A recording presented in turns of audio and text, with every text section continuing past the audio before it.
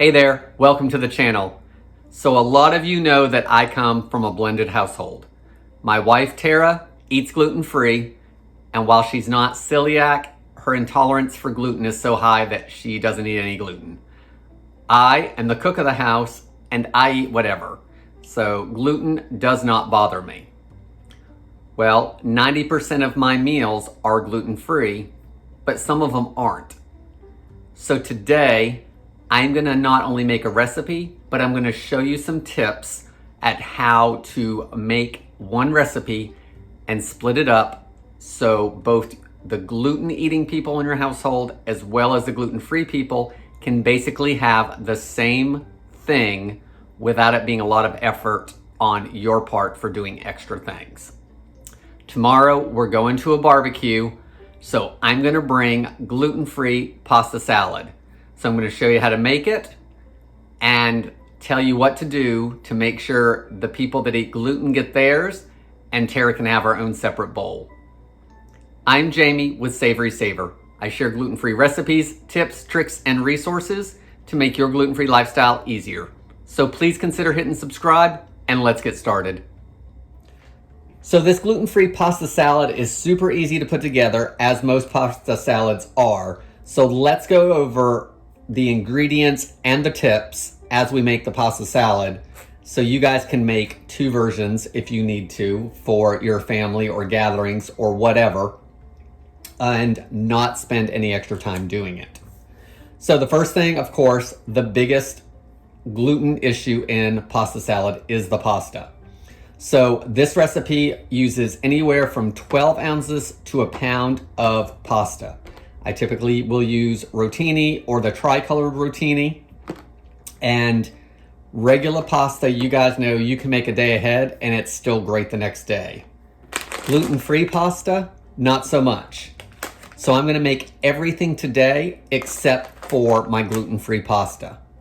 So tomorrow what I'll do is I will take pasta for Tara, I'll make it up in the morning, I'll add it to everything else, and then hers will be in a separate bowl ready to go.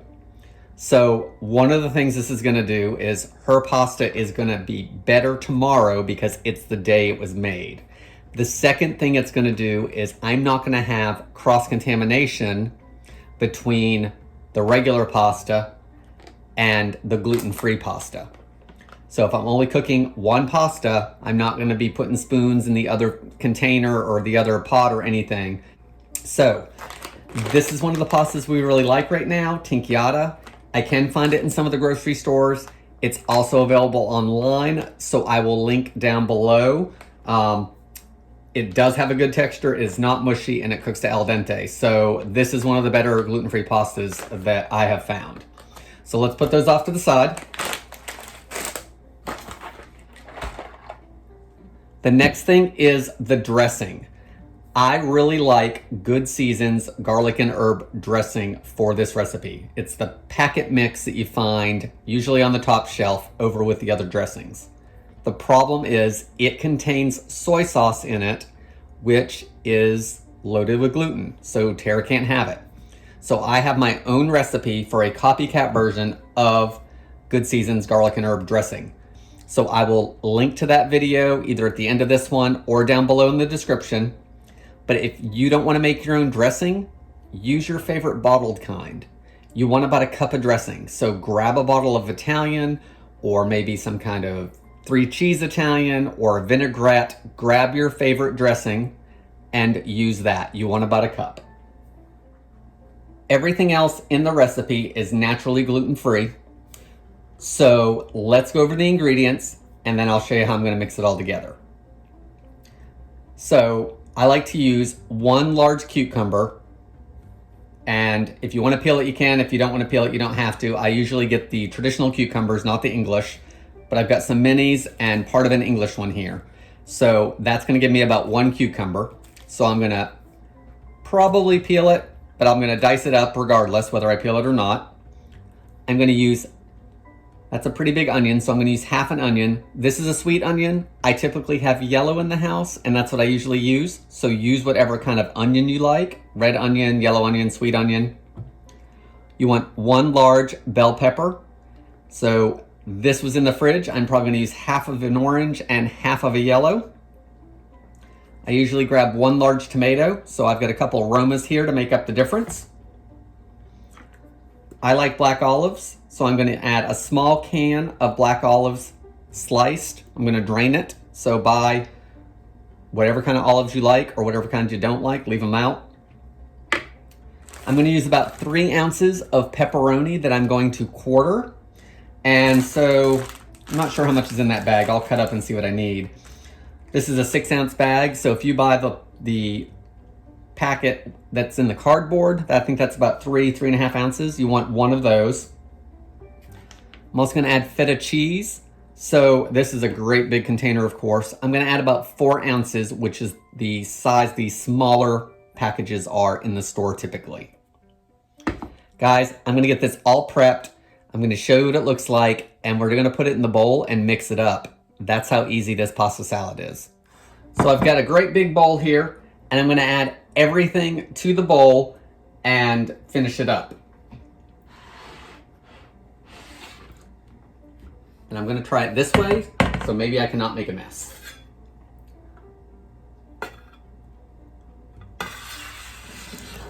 So there go the tomatoes and the cucumber. Pepperoni, and I will try to break that up a little bit probably. Peppers. So I've got pretty much everything in our bowl except for the black olives and the onions that are back here. And that's because Tara likes to leave them on her plate and not eat them. And since I'm already making a separate dish of pasta salad for her, I can also just leave those 2 ingredients out of hers. So let's mix this around so we can especially get that pepperoni broken up some. All right, everything's been broken up, so let's add some feta. So I'm just gonna add a bunch of feta, and then I'll add more if I need to.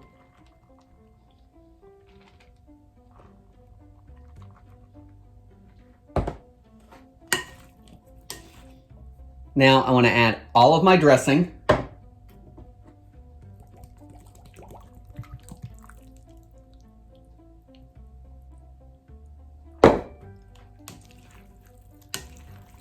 Give it a mix, just a coat. And you're gonna have a lot of dressing in there until that pasta gets in there and soaks it up. All right. Now for Tara's bowl, I'm just gonna take a couple scoops.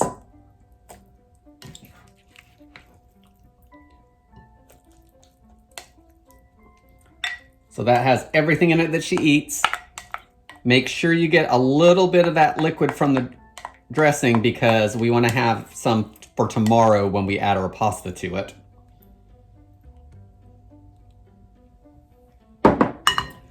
Now I'm going to add the black olives.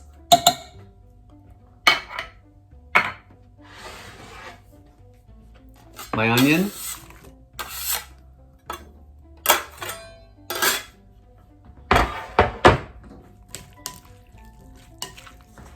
Let's add our pasta with the gluten in it.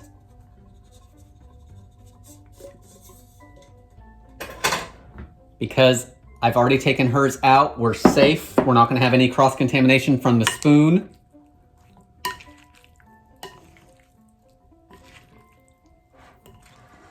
I'm already ahead of the game for tomorrow because all I have to do is cook off her pasta in the morning.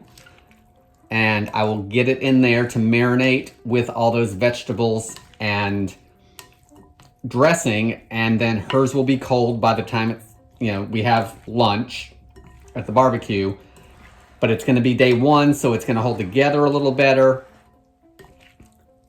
This is just as good the next day anyway, because it's regular pasta.